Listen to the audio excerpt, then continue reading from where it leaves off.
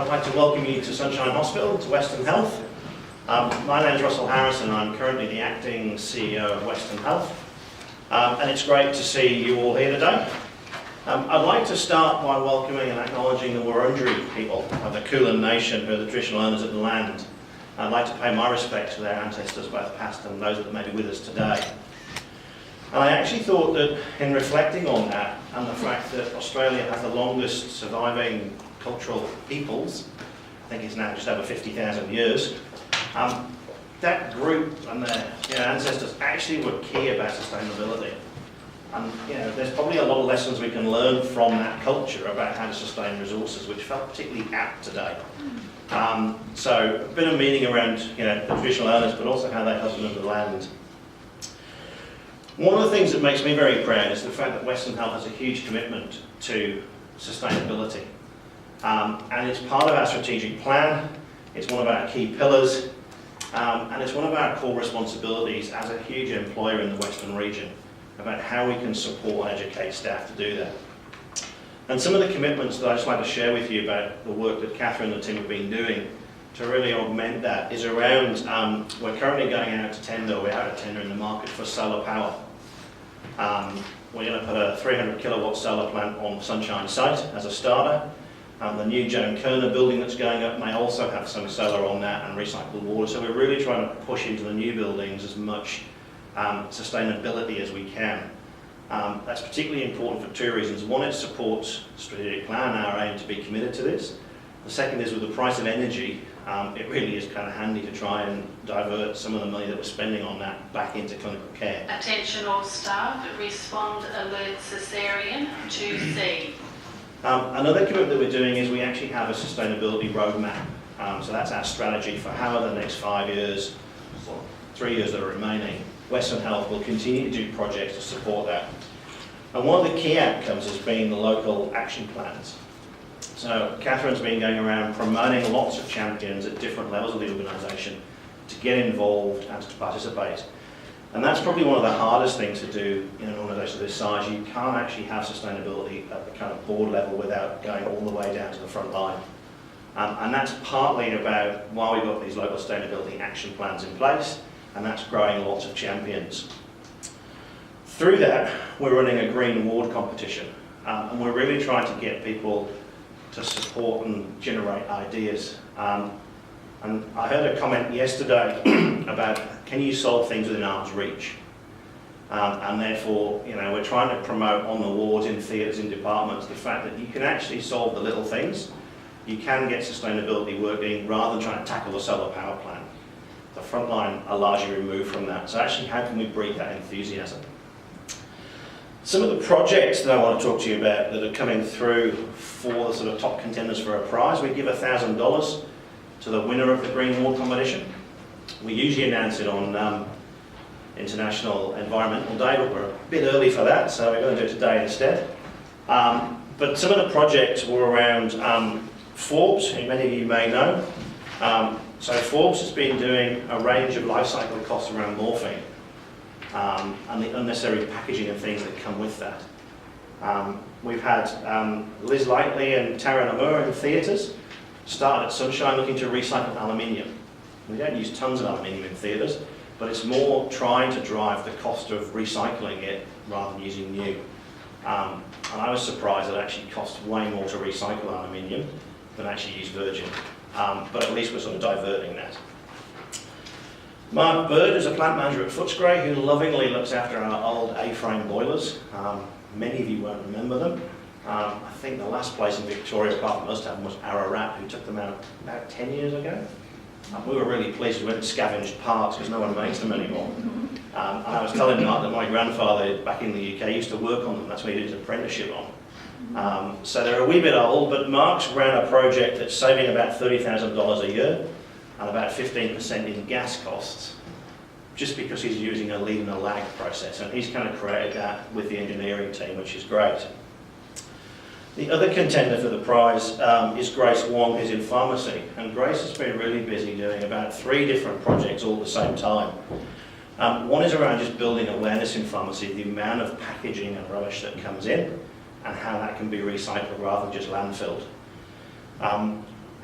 The other one is around generating a green action plan for there. And again, doing that across our 3 sites, not just one. And the final one is that Grace has been involved in a wholesaler procurement process that we've ran.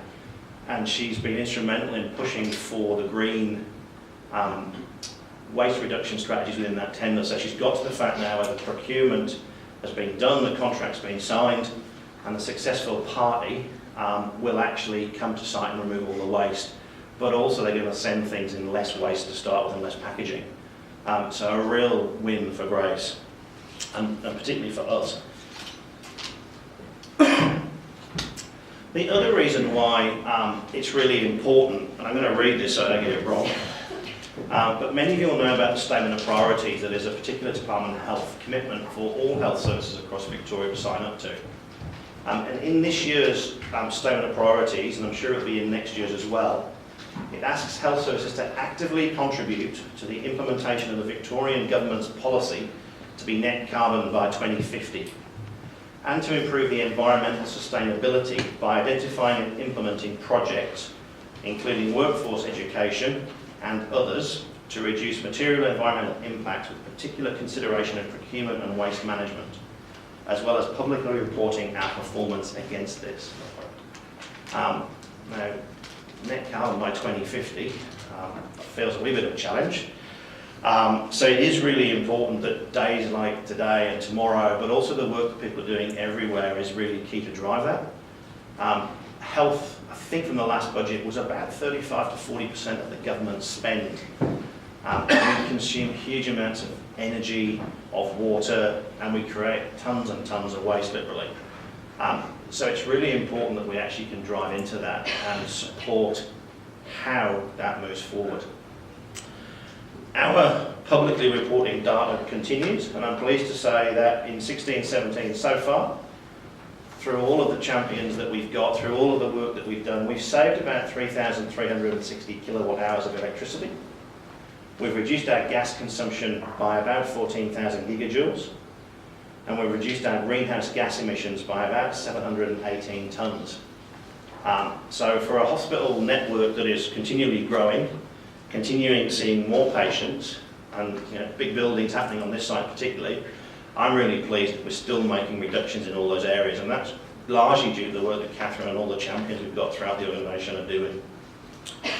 You're going to hear from Forbes later on. You'll also, I think, hear from Grace, both of which, as individuals, are really raising awareness, both around the hospital network, but also much wider around the state. Forbes and Catherine presented to the CEO Forum about 3 months ago across Metro Melbourne to try and raise awareness in that area and really promote the sharing of ideas.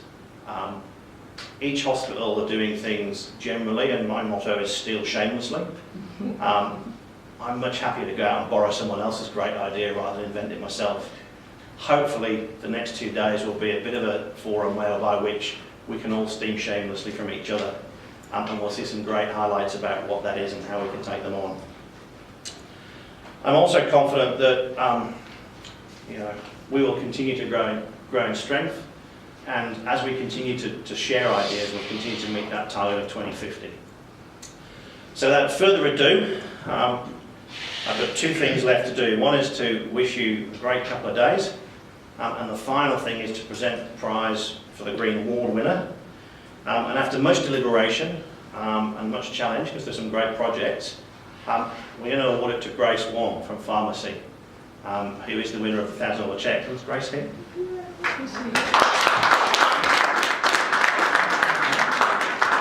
I'm going to have to accept it on her. Oh, there you go. So you get a big dummy cheque.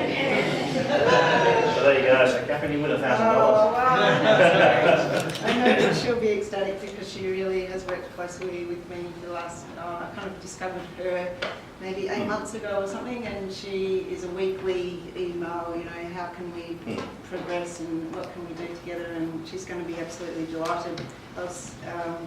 She's also started something outside of Western Health called the Pharmacists for the Environment in Australia. So she's really serious about this stuff, and it's great to be attracting people like that to Western Health and keeping them here. So I think that's a really big part of what is not valued in the financial of sustainability, is getting great staff who really contribute and make a difference to these kind of things. So on behalf of Grace, I'm sorry she's not here. She will be here and I'll introduce you all to her later. Thank you very much, Russell. No worries. Thanks, guys. Have a great day.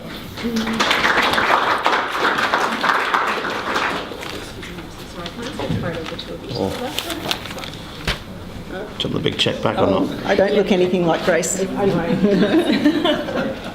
Yeah.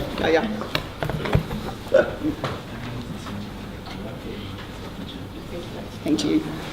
Okay. The other more mundane thing that I forgot to say, so Catherine Great Grace is not telling me off, is that there are no fire alarms planned today. So if you hear a fire alarm, please leave the building by the exits that are signposted all around the foyer. And if you need to use the toilets, males are that way, females are that way. But I say no evacuations are planned, but fingers crossed it stays that way. Thank you. We are doing fire testing, however, today, obviously. Oh, really? So you may hear the odd announcement. Here we are.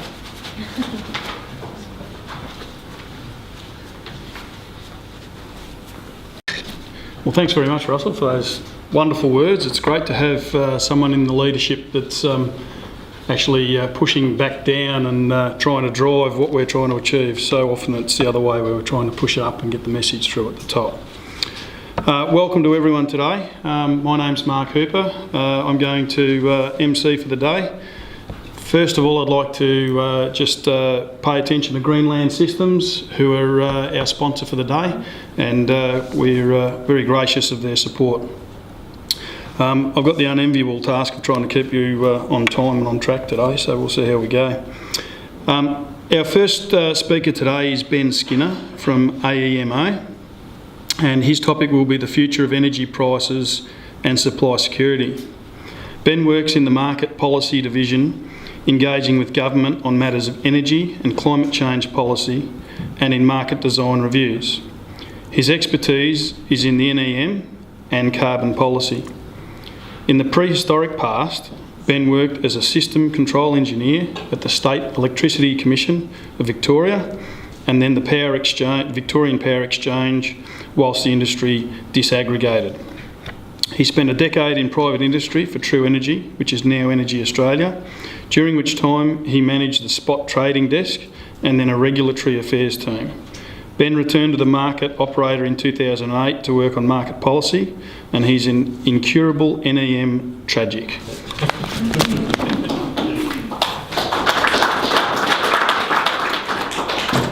Yes, thanks for that. Not sure that bio is supposed to be taken too literally. Thanks for this rare opportunity to speak. We're kind of in the market operator. We're kind of working this kind of macro kind of ivory tower level, and we don't usually get time to engage directly with actual energy users. But look, it's an exciting time in the energy industry. And obviously everybody is seeing the effects of it, be it in terms of occasionally reliability issues, but more importantly on price issues. So it's always quite topical. So I sort of understand what's drawn your interest. But and on top of that, all of that, there's the absolutely critical question of carbon reduction over time. And we're in the middle of that. And it's great to hear that people are working, at the user level, trying to reduce energy consumption, but of course there are things a heck of a lot we can do at the upstream level in order to reduce the environmental footprint of the industry. Anyway, what I was going to do today is, try to work out a way to change the page. So not the left mouse. That's the right. Oh no, you did it then. Oh, sorry. You did. So maybe it was just the. Was it the right, do you think? Oh no, that worked. Okay, all right, cool. I like this one a bit. Yep. Okay, so I just thought I'd tell you a bit about, if you're interested to learn about the concept of the big energy markets that I guess you guys are on the tail end of, who we are, how do the markets work, what's going on in the world of electricity, in the world of gas, what's the outlooks for the fuels, and there's a little possibility at the end there that you might be interested in for your facility, that something specific that AMO is actually looking at contracting for this summer. So just to give you this really high-level view, what does AMO deal with? Well, we actually run the whole of the national electricity market, which I think it might even be 10 million customers these days, but basically it is the populated area of the East Coast, so going largely from Cairns through to sort of Port Lincoln on the coast, Tasmania as well. And as a couple of years ago, we took over the operation of the Western Australian market as well, Southwest Western Australian market. There's no interconnection, if anyone's ever asking. There never will be in my lifetime, I don't think. But this is all interconnected, and even that makes it apparently the largest alternating current electricity network in the world in terms of length. So it's still a pretty huge footprint to deal with. But as you can see, Australia is mostly pretty unpopulated, so the majority of it's still white. We operate we provide the retail market systems that enable people to compete and purchase electricity from retailers. In the gas markets, we also operate a number of gas markets in the east coast of Australia, not on the west coast, but we basically have a number of trading hubs that we operate. We operate largely the whole of the Victorian pipeline network. We also operate trading hubs in Adelaide, Sydney, Brisbane, also Wallumbilla, which is sort of at Roma, and Moomba in the Simpson Desert. And in those places, people bring gas into the market, and then they trade them, and then they take it out again to customers. And we operate the markets in which they trade.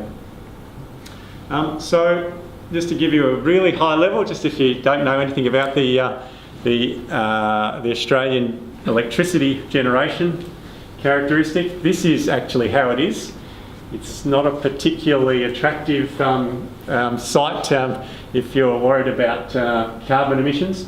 Yes, we are. This is the NEM last year, I think. The generation of the NEM was, as you can see, 3/4 coal. And that's a fact of life. That's what we've inherited. In fact, earlier in my career, it was more than 3/4. Gas is in there at about 11%, hydro and wind. That wedge didn't exist 10 years ago, but it's now at 5%, and it is rapidly growing. And the brown coal in particular, well, actually brown and black coal are shrinking, but it's got a long way to go. That is a fact of life. It is for this reason that Australians are up at the top in terms of per capita carbon emissions. Because we have possibly the world's most carbon intensive electricity sector. Other parts of our economy are not particularly more carbon intensive than other wealthy countries, but this one is.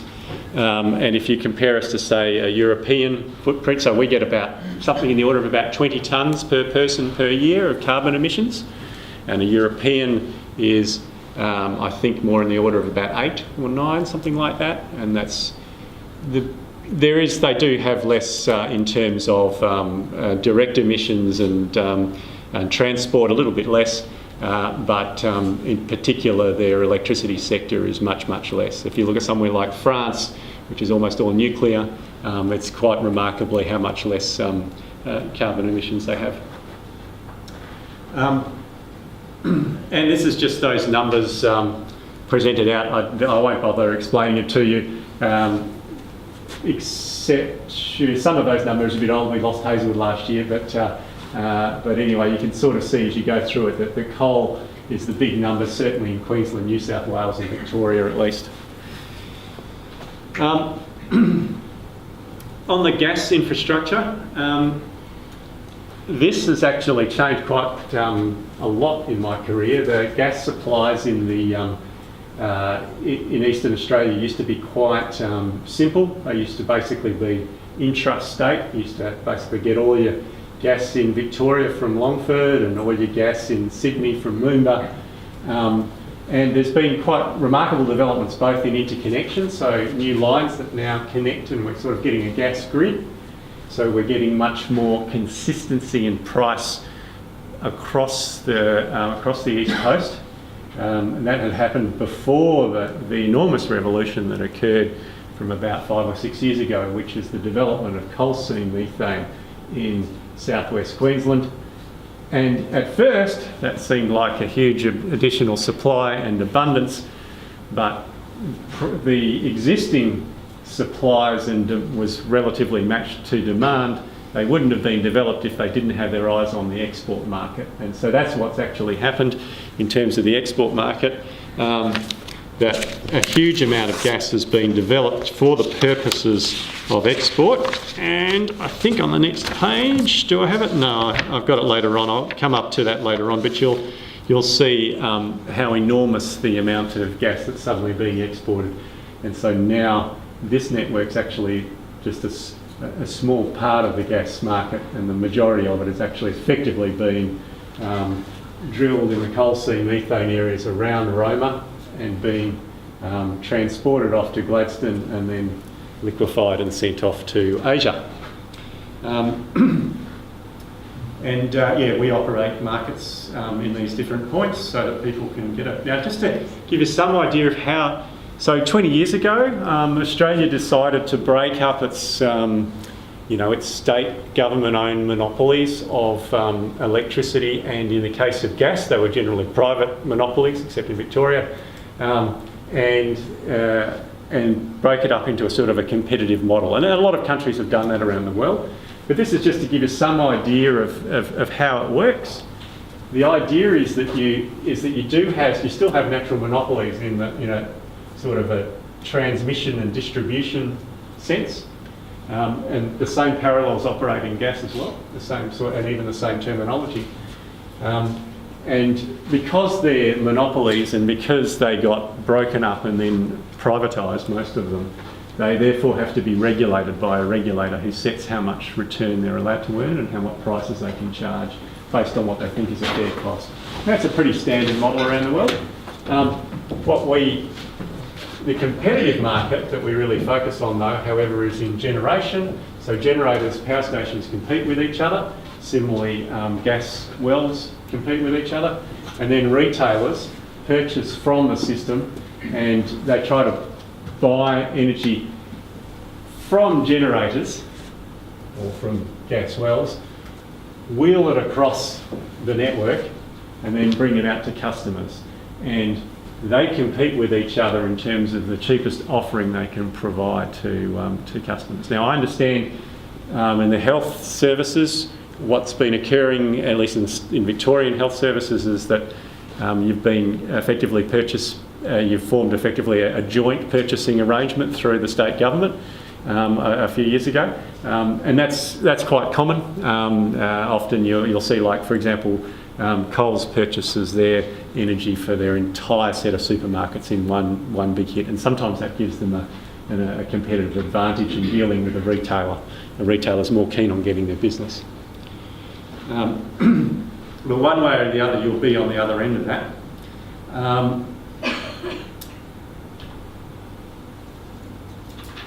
And who we are, to give you some idea, I won't dwell on this, you're probably not interested in that structure, but there is a regulator that determines, Australian Energy Regulator, that determines what those networks can earn. Somebody who writes the rules and determines exactly how the market's designed and stuff is the AEMC, and this is us over here. We're operating the market and we're operating the networks from day to day. So, trying to explain what we do. The first thing is, what is a market operator? It's a bit of a strange thing when you're not engaged in the industry. How do you run a market? And I sometimes think of the market as being a bit like this Australian Stock Exchange. It's about people want to buy trade in shares, for example, and they put in bids and offers, and then a few days later their money gets cleared through their clearing system. That's kind of what we do with electricity and gas. People make offers and retailers purchase power from us, and we set a price depending on what the competitive offers are at that time to meet the demand, and then we clear it and settle all the money involved. And as you can imagine, the amount of money that we turn over, it's over just in electricity, it's over $10 billion a year, and then a lot more in gas as well. Sorry, $10 billion a year, I should say. And so we're transferring all of that stuff through the system. We don't own anything. We're just sort of running this concept, if you like, or this clearinghouse. And those are all the markets that we're clearing at any time. Then we're also the system operator. So some of these markets around the world don't join them in the one organisation, but we are. And that means that we have control rooms that manage these systems from minute to minute. We're watching them. So that means when we have like a system black in South Australia, we're the ones in the middle of it. And we're the ones that put the system back together. So it's our control room that gets it. We cop the blame, all the rest. So that's the sort of stuff we do. So we're actually, we're also the instantaneous engineering operation as well. And then other functions, we do a lot of forecasting and planning. So we try to estimate what the supply-demand situation is going forward. And a lot of the slides that will follow are actually drawn from that kind of work that we do. Helps people get some idea of when they should make investments or maybe whether they should be buying a long term or buying short term, that sort of stuff. So, just for your background, we're an independent organisation. We're actually not... See, one of the funny things about energy is that it's actually a state responsibility. It's in the Constitution, it's not like telecoms or something, it's always the states, and it was the states that built electricity and gas networks. And the states still have legal power over anything that goes on in this industry, not the feds, even though we're a national company. So we are actually a creation of the states collectively. So it's a strange situation, and then the states allowed the feds to sort of join the process. But the way we actually work is a set of coincident state legislation. And it's not actually run out of the federal government. So you will always see it, you pick it up in the newspapers all the time. There's always state versus federal fights going on over the energy sector in a way that you don't see, say, for example, in telecoms or post or something like that. And that's because of this sort of split responsibility. Well, it's not even split, it's clearly states. However, it's become national because the technology has become national. So it is quite a fraught situation in terms of the federation. And we're also part owned by industry as well, which means that we can't be, I guess the theory is so that we don't be seen as a sort of a, or we're seen as to some degree independent of government. And we're just cost recovery, not for profit sort of thing. This is electricity, but you can probably imagine parallels in gas. Generators basically connect to a transmission network. Some customers draw straight from the transmission network, and then it goes to a distribution network. Difference between transmission and distribution is largely just voltage. So a transmission network is generally 220,000 volts and higher. Distribution network is lower than that. Mostly in Victoria at 66 kV, going down to your local 415 volts supply to your house. Very similar things in gas, high pressures, lower pressures in terms of the reticulation. And generators generally connect to the transmission network. We've got a few very large customers that come out of the transmission network. I'm afraid I don't think there are any hospitals there. They all come out of distribution network. We also have some embedded generators. We have, well, actually getting a heck of a lot of embedded generators, and maybe you could say 2 million photovoltaic cells. But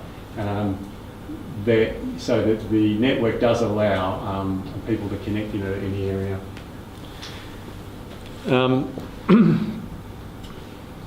So the idea of us running a market, if you're interested, this is probably looks a little bit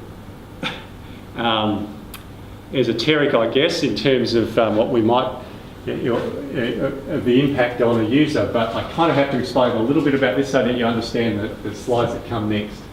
So what you just saw was the physical situation and our role as a system operator to manage that real physical network. But this is the sort of the market situation, market operator. and this is the pool that we run. So basically what we do is we see the demand, consumers who are consuming out of a retailer financially, and generators that are feeding in financially into this pool. So these guys pay, and we pay them, and what we do is we get the generators to bid in order to what price they're prepared to sell their electricity to us on any particular day, and we set the price according to the marginal price of the last generator that we need to dispatch. So if we've got a generator bidding at $10, $20, $30, we need the $30 one, we set the price at $30. All the generators get paid $30. If you're bidding $40 too high, you don't get cleared, you don't run, you don't get anything. So you miss out. So the competitive process is to try to drive people who are interested in generating as much as they can. And that creates a volatile price, and because generally customers don't like a really volatile price, we'd have these things called financial contracts that run in the background. And so when somebody says, I've got a 3-year retail contract, what's actually occurred is the retailer has probably themselves in turn formed a 3-year wholesale contract with the generator somewhere, which will actually remove the volatility that the pool creates. It will become a little bit more obvious as we move on. I'll come back to that concept. Also, to let you know, we don't have one price nationally in Australia in either commodity, particularly in electricity. This is an electricity one, so some of these things it's easier for me to explain in electricity because it's my background, but you can sort of draw a parallel to gas. So the transmission network in electricity is not unlimited. There are regions it was easiest to sort of define them on close to state boundaries, and then to define the lines that go between those regions as interconnectors. And we then try to operate the market in the most efficient dispatch that we possibly can, subject to the limits of those interconnector flows. And that can mean that the prices are different. That is the reality. South Australia has always and has recently been situations of higher electricity price than other states. And therefore we actually, and that's an outcome of the fact that it doesn't have, if you like, infinite ability to import power from the other states, and it has more expensive generation sources within itself. This is just one snapshot. If you're ever interested in looking on our website or anything, you can see it every 5 minutes we set a new electricity spot price on the wholesale market. These things are always changing, and this gives you an idea. These are the different regions are different at a particular time. The quoted price that we use in electricity is megawatt hour, dollars per megawatt hour. So you can divide that by 10 to get cents per kilowatt hour. Sorry, multiply by 10. Got that right? No, divide by 10, sorry. And this is kind of interesting, this is just one snapshot. For example, the wind was blowing 611 megawatts at that particular moment. The demand was, this is in South Australia, the demand was 1900 megawatts at that moment. And so, and then these are the interconnector flows. And you can see in this situation, in this case, the interconnector here was flowing west at its full capacity of 276 megawatts, which meant that it was constrained. It meant that the price here was going to be higher than the price here. This is the divergences that are typical in the operating in the electricity market.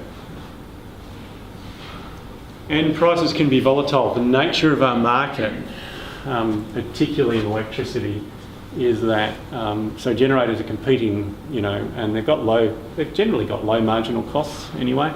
So they're competing with each other, and then one day or two the demand gets really, really high, and we almost run out of options, and then the price jumps to a price cap, which we set at an incredibly high level. It's at $14,000 per megawatt hour.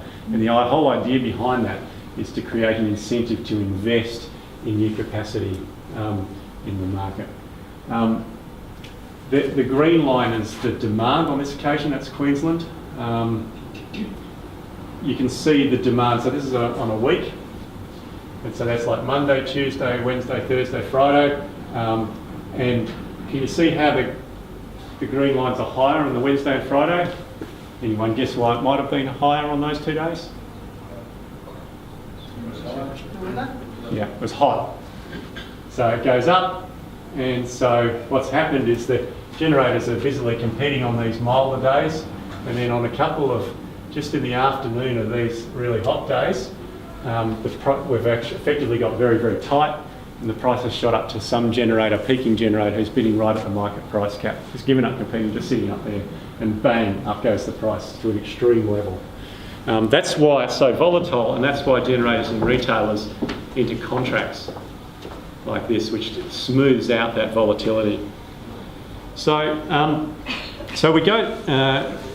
That's how that goes. And if you are a customer, however, you're probably interested as to know how your bill is kind of made up, and you only get a bit of information from your retailer on this. So actually, if you're a large customer and you do negotiate it, you can get a bit of a breakup. If you're a small customer, you've got no idea, I must admit. But just to give you an idea, this is actually a residential bill, just to give you an idea for how that would work.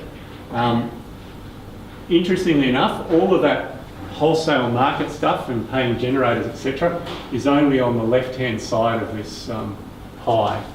The right-hand side, for a residential customer at least, is those regulated network charges, some of which are fixed, like on a connection fee per day type thing, but the majority of them are still recovered on an energy basis. Exactly the same thing in gas. In fact, in gas, the blue is actually bigger. Then on the left-hand side, you'd have green is what ends up in generators' pockets, and the red is what the retailers charge for running all of their systems. If you're a industrial customer or a large commercial customer, the retail overhead is going to be much smaller. It's much more simple in terms of in billing, etc. And also the networks will decline, not massively, but it will, depending on, like if you were the aluminium smelter on the transmission grid, that'd be a lot smaller, that piece of pie, but probably as a sort of a significant kind of commercial scale customer like the hospital would probably be something like a quarter or something like that. But the information should be there with your retailer. And then, of course, there's environmental schemes. So there was the carbon price, obviously, for a brief period, but there's also the renewable energy target. So these are like subsidies that in those cases, the federal government has imposed on the on retailers in order to introduce to accelerate renewable energy. And so you can sort of break it up like that. Anyway, that's about, give you an idea of the breakup there. Look, I'm not going to go through this slide. I think it's probably a better one straight on, but this is more about, this is a sort of publication material if you're interested in reading on our website. This one's a statement of opportunities. And what's interesting is it tells you about what the incumbent industry is, which of course is very coal dominated, and what the new entrants are, which is actually very wind dominated at the moment. And going in the last 6 months to quite large-scale solar dominated, and a bit of gas. Certainly no new coal being proposed. And this is taking this further. So we don't build anything ourselves. We don't build a new gas well or a new generator. We encourage private companies to do that, and we don't even tender with them or whatever. They can do whatever they like. So obviously we know about the ones that exist now, and we know the ones that are under construction, but the future is a bit of guesswork. We produce forecasts on our website which are this guesswork. And so what we've tried to do is try to estimate, in this case, what we think the electricity sector will look like over time. And you can probably imagine that's a pretty challenging job. I've been working on carbon policy for the last decade, and it's been on again, off again, on again, off again. I think 3 or 4 times. Additional staff, respond to med, paediatric, heater recovery. This one is a fascinating one. This particular forecast that we did last year was, well, we've signed this Paris Agreement for a 28% reduction by 2030. there's actually no policies in place to get there. We don't know how the government's going to achieve it. Let's just assume they'll work something out. And so what we've done is we said, well, what would the energy sector wear? Well, let's just say we're a pro rata reduction of that total amount. So let's apply that constraint. And so that's what we did. And to do that, it means that you basically have to start winding the coal down pretty quickly. Now, some of the coal is going anyway. It's getting old, right? And they, you know, if you own it, you're going to invest a huge amount of money into refurbishing it or whatever. Or considering they would probably agree with us that at some point there's got to be a policy to get rid of it. So what we're seeing is coal power stations that are coming to their age are actually being closed, not refurbished. So they're going down anyway, but there's going to have to be something more to take these big chunks out later on in the decade, next decade. So there is that assumption, but most people seem to agree with that assumption. In fact, most people think that if we're going to get 28% reduction,